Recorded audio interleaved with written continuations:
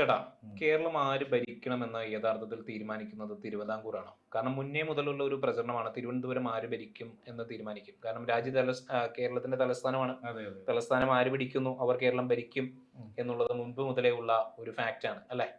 തലസ്ഥാനവും അതുപോലെ തന്നെ നമ്മുടെ തിരുവിതാംകൂരം ശരിക്കും പറഞ്ഞാൽ നമ്മുടെ കൊല്ലവും തിരുവനന്തപുരം, കൊല്ലം, പത്തനംതിട്ട, പത്തനംതിട്ട, മെയിനായിട്ട് തിരുവനന്തപുരം, കൊല്ലമാണ്. തിരുവനന്തപുരം, ഈ കൊല്ലം. രണ്ടിടത്ത് വരുന്ന പിന്നെ സാമാജികരെയാണ്. അതിപ്പോൾ LDF-ന്റെ ആണെങ്കിൽ UDF-ന്റെ ആണെങ്കിൽ മേലായിട്ട് LDF മേൽക്കൈ വരുവാണെന്നുണ്ടെങ്കിൽ 100% കേരളം LDF തന്നെ ഭരിക്കും അല്ലേ? ഇപ്പം കൊല്ലം ജില്ല എടുത്ത് പരിശോധിക്കാം, തിരുവനന്തപുരം എടുത്ത് പരിശോധിക്കാം. ഇപ്പോ നമ്മുടെ ഈ രണ്ടിടത്ത് വെച്ച് പരിശോധിച്ചു. പക്ഷെ വേറൊരു കാര്യമുണ്ട്, ഈ രണ്ട് പേര് തീരുമാനിച്ചാലും ഭരിക്കണമെന്നുണ്ടെങ്കിൽ കണ്ണൂർ നാൾ വരണം, വടക്കുന്ന ആൾ വരണം. കണ്ണൂർ ലോബിയാണല്ലോ ഭരിക്കുക. കണ്ണൂർ ലോബിയാണ്. കാരണം അവരവിടെ ഭയങ്കര പാർട്ടിയാണ്, ഞങ്ങളിവിടെ ഭയങ്കര കളരിയാണെന്നൊക്കെ പറയുകയാണെന്നുണ്ടെങ്കിലും വിജയം സൃഷ്ടിക്കാൻ അവിടെ കഴിയത്തില്ല. അവിടെ കഴിയില്ല, അത് കഴിയത്തില്ല. അതവർ പ്രാദേശിക തലത്തിൽ മാത്രമേ കാണത്തുള്ളൂ. അവിടെ ഇപ്പോൾ എങ്ങനെ നോക്കിയാലും അവിടെ കോൺഗ്രസിന്റെ വിജയമായിരിക്കും അവിടെ കൂടുതലും വരുന്നത്. അല്ല, സ്വാഭാവികമായിട്ടും. പക്ഷെ എന്നിട്ട് തിരുവിതാംകൂറുകാരാണെന്ന് ജോലി ഇതേ വെച്ച് അവർ ചവിട്ടുപടിയായിട്ട് നിന്ന് കൊടുക്കും. ആർക്കാ? കണ്ണൂരുകാർക്ക് ഇരുന്ന് ഭരിക്കാൻ. അല്ല, എന്നിട്ട് അവരെ രാഷ്ട്രീയമല്ല ഇവിടെ കാണിക്കും. അല്ല, സ്വാഭാവികമായിട്ടും കെ സുധാകരനൊക്കെ പറയുന്നത് തെക്കന്മാരെ സൂക്ഷിക്കണം, തെക്കന്മാര് തെക്കന്മാര് പൊതുവെ കടുത്ത വിഷമുള്ളവരാണ്. ഒരു മൂർഖനെയും തെക്കനെയും കണ്ടിട്ടുണ്ടെന്നുണ്ടെങ്കിൽ ആദ്യം തെക്കനെ അടിച്ചു കൊല്ലണം എന്നാണ് പറയുന്നത്. വേണം കയറി ഇരുന്ന് ഭരിക്കാൻ. അല്ല, അതിൽ യാഥാർത്ഥ്യം ഉണ്ടോ ശരിക്കും? അല്ലാതെ അവരുണ്ടാക്കിയത് പരിപാടിയായിട്ട് അവര് തന്നെ യഥാർത്ഥത്തിൽ നമ്മ തെക്കന്റെ ഒരു രീതി അനുസരിച്ച് ഞാൻ നോക്കുക, നമ്മൾ ആരെങ്കിലും ഇതുവരെ അക്സെപ്റ്റ് ചെയ്യാതിരുന്നിട്ടുണ്ടോ ഈ വന്ന കാലഘട്ടം? പിന്നെ വടക്കോട്ട് പോകുമ്പോഴുള്ള ആണെങ്കിലും AKG ആണെങ്കിലും EMS ആണെങ്കിലും വടക്കോട്ട് പോകുമ്പോഴുള്ള ഒരു സ്വീകാര്യത തെക്കോട്ട് വരുമ്പോൾ ഇല്ലെന്നുള്ളതാണ് പലരും പറയുന്നത്. നിങ്ങൾ ജോലി ചെയ്യുക, ഞങ്ങൾ അവിടെ കയറിയിരിക്കും. ഒരു സഹായ മനസ്ഥിതി ഇല്ലാതെ ഒട്ടുമില്ലാത്ത ഒരു വർഗമാണെന്നൊക്കെയാണ് വടക്കോട്ടുള്ളവർ പറയുന്നത്. പ്രത്യേകിച്ച് എറണാകുളത്തേക്ക് അപ്പുറത്തേക്കുള്ളവരുടെ ഒരു നിലപാട് അങ്ങനെ തന്നെയാണ്. രാഷ്ട്രീയക്കാരെ കുറിച്ചും അങ്ങനെയാണ്. ഇത് അദ്ദേഹം പറയാനിട്ടുണ്ടായ ഒരു പശ്ചാത്തലം എന്ന് പറയുന്നത് ആര്യയുടെയും സച്ചിൻ ദേവിന്റെയും വിവാഹവുമായി ബന്ധപ്പെട്ടുകൊണ്ടാണ്. ഒരിക്കലും തെക്കനും വടക്കനും യോജിച്ചു പോകും. അത് എനിക്ക് തോന്നുന്നത് അങ്ങനെയാണെങ്കിൽ വടക്കം വന്നതിന് ശേഷത്തോടുകൂടി അതല്ല, തെക്ക് കംപ്ലീറ്റ് അങ്ങ് വടക്കം വന്ന് ഇവിടുന്ന് പെണ്ണിനെ എടുത്തു, ആ കോർപ്പറേഷൻ അങ്ങ് പോയി കിട്ടി. അങ്ങനെ വേണേ പറഞ്ഞൂടെ?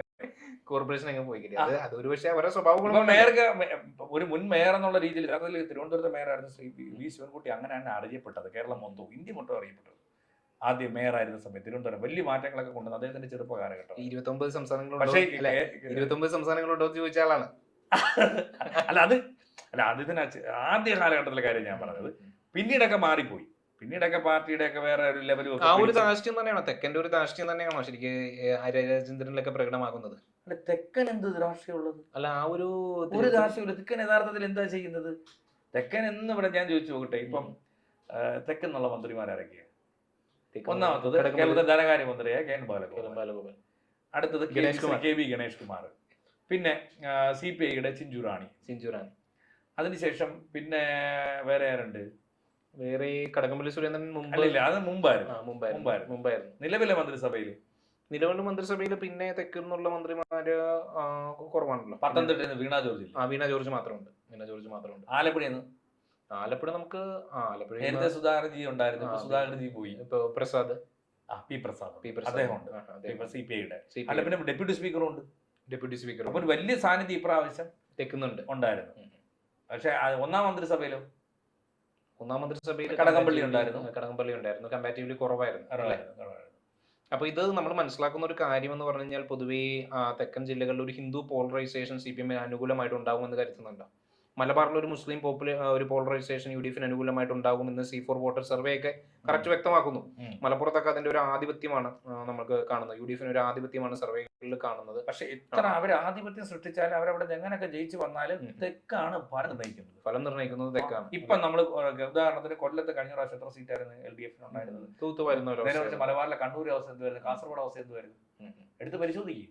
കാസർഗോഡ്, ഇരിക്കൂറും പേരാവൂരും ഒഴികെ ബാക്കിയുള്ള സീറ്റും CPM നേടിയല്ലോ.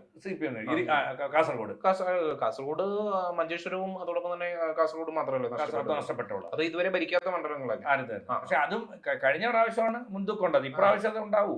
ഇപ്രാവശ്യം പൊതുവെ തൃക്കരിപ്പൂർ നമുക്കറിയാം സന്ദീപ് വാര്യരുടെ ഒരു ടൈറ്റ് ആണ്, മത്സരം ടൈറ്റ് ആണ്. ഒരുപക്ഷെ അദ്ദേഹം ഒരുപക്ഷെ വിജയിച്ചാലും അത്ഭുതപ്പെടേണ്ടി വരില്ല നമുക്ക്. കടുത്ത മത്സരമാണ്. പുള്ളിയോടെ വിജയിക്കാൻ സാധ്യത. പിന്നെ ഇങ്ങനെ ഞാൻ പറയുന്നത് കൂറുമാറുന്നവരെ നമ്മൾ എന്തർത്ഥത്തിലാണ് വിശ്വസിക്കുന്നത് അല്ലെ? ഇങ്ങനെ പറ്റൂ.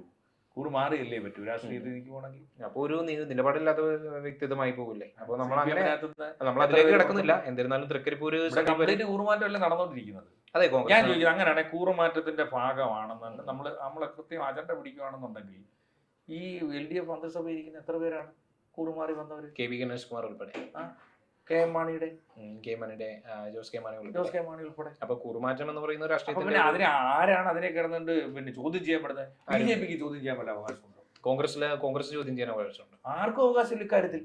അതിനെ അല്ല, സംബന്ധിച്ച് ഒന്നും പറയാനില്ല. നമ്മൾ മത്സര ചിത്രത്തിലേക്ക് വരാം. തൃക്കരിപ്പൂര് ഒരു കടുത്ത മത്സരമാണ് നേരിടുന്നത്. സന്ദീപ് വാര്യർ ഒരുപക്ഷെ പിടിച്ചെടുക്കുമെന്ന് പറയുന്നുണ്ട്. അതോടൊപ്പം തന്നെ ഞാൻ അതെല്ലാം നോക്കുമ്പോൾ ഈ അതോടൊപ്പം തന്നെ കണ്ണൂരും ഒരുപക്ഷെ രാമചന്ദ്രൻ കടന്നപ്പള്ളി TO ഇതുവരെ രാഷ്ട്രീയത്തിൽ അവനൊന്നും ഒഴിഞ്ഞു പോകാൻ തയ്യാറല്ല. ഇതുവരെ ഒഴിഞ്ഞു പോകാൻ തയ്യാറില്ല. കാരണം അദ്ദേഹത്തെ സംബന്ധിച്ചിടത്തോളം നമുക്കറിയാം അദ്ദേഹത്തിന്റെ പാർട്ടിക്ക് വേറെ ആരും മെമ്പർമാരല്ല. അത് മാത്രമല്ല, അദ്ദേഹം നയനാരെ വരെ അട്ടിമറിച്ചിട്ടുള്ള ഒരു പാരമ്പര്യമുള്ളതല്ലേ. അതുകൊണ്ടാണോ മരിക്കുന്നവരെ ഞാൻ ഇത് വിട്ടുകൊടുക്കത്തില്ലെന്ന് പറയുന്നത്? അതെ, അത് അധികാരത്തോടുള്ള ഒരു കൊതിയാണല്ലോ. അധികാരം എന്ന് പറയുന്നത് ഒരു ഭ്രമമാണല്ലോ. ആ അധികാരത്തിൽ ഏറിയിട്ടുണ്ടെന്നുണ്ടെങ്കിൽ അതൊരു ലഹരിക്ക് തുല്യമാണ്. കാരണം ആ നാട്ടിലുള്ളവർക്ക് അതിനെ കുറിച്ച് ചിന്തിക്കാൻ ബോധമൊന്നുമില്ല. അത് സ്വാഭാവികമായിട്ടും ആ നാട്ടിലുള്ളവർ തന്നെയാണല്ലോ ഇവരെയൊക്കെ തെരഞ്ഞെടുക്കുന്നത്. 5, 6, 7 തവണ തെരഞ്ഞെടുക്കുന്നത് മതിയാക്കിക്കൂടെ? കാരണം അത് രാഷ്ട്രീയമായി ഒരു റെസ്റ്റ് എടുത്ത് പിടിക്കുമ്പോൾ എല്ലായിടത്തും റിട്ടയർമെന്റ് ഇല്ലേ? അത് തന്നെ ഇവിടെ റിട്ടയർമെന്റ് ഇല്ല. ഒരുപക്ഷെ ഇത്തവണ നമ്മുടെ സർക്കാർ ഉദ്യോഗസ്ഥരാണെന്നുണ്ടെങ്കിൽ 56 വയസ്സ്, അല്ല ഒരുപക്ഷെ കേന്ദ്രമാണെന്നുണ്ടെങ്കിൽ 60 വയസ്സ്, അല്ല 58 വയസ്സ്. രാഷ്ട്രീയത്തിൽ അതില്ല. ഒരുപക്ഷെ ഇത്തവണ അത് നമുക്ക് നിശ്ചയിക്കാൻ കഴിയും. കാരണം രാമചന്ദ്രൻ കടന്നപ്പള്ളിക്ക് പരാജയപ്പെടാനായിട്ടുള്ള നല്ല ചാൻസ് ഉണ്ട്. പിന്നെ ഇനി നമ്മൾ തെക്ക് നമ്മൾ പരിശോധിച്ച് നോക്കുമ്പോഴത്തേക്ക് കടുത്ത മത്സരമാണ് CPM നേരിടുന്നത്. തിരുവനന്തപുരം തുടങ്ങി കഴിഞ്ഞാൽ ആലപ്പുഴയിൽ നമുക്ക് തുടങ്ങാം. ആലപ്പുഴയിൽ തുടങ്ങി കഴിഞ്ഞാൽ G സുധാകരൻ സ്ഥാനാർത്ഥി വേറെ നിർത്തിയിട്ടില്ലല്ലോ. ഇല്ല, വേറെ സ്ഥാനാർത്ഥി നിർത്തിയിട്ടില്ല. അദ്ദേഹത്തെയാണ് പിന്തുണയ്ക്കുന്നത്. കാരണം നമുക്കറിയാം അമ്പലപ്പുഴയില് VS അച്യുതാനന്ദൻ വരെ പരാജയപ്പെട്ടിട്ടുള്ള മണ്ണാണ്. ആ സമയത്ത് VK നായനാര് മത്സരിച്ചിട്ടില്ല. അപ്പോ അങ്ങനെ പരാജയപ്പെടുത്തിയിട്ടുള്ള ഒരു മണ്ണാണ് അവിടെ. മുഖ്യമന്ത്രിയാക്കാൻ വേണ്ടി VS ജയിച്ചാൽ VS മുഖ്യമന്ത്രിയായി പോകും. അപ്പൊ ഒരുപക്ഷെ അമ്പലപ്പുഴ CPM അങ്ങനെ പറഞ്ഞതാ, പാർട്ടി ജയിക്കുമ്പോൾ ഞാൻ തോക്കുമ്പോൾ പാർട്ടി ജയിക്കും. അതൊരു പക്ഷേ യാഥാർത്ഥ്യമായി വന്നിരിക്കുന്നു. ഇന്ന് അദ്ദേഹത്തിന്റെ നേരിലായിട്ട് ഒപ്പം നടന്ന വ്യക്തിയായിരുന്നല്ലോ G സുധാകരൻ.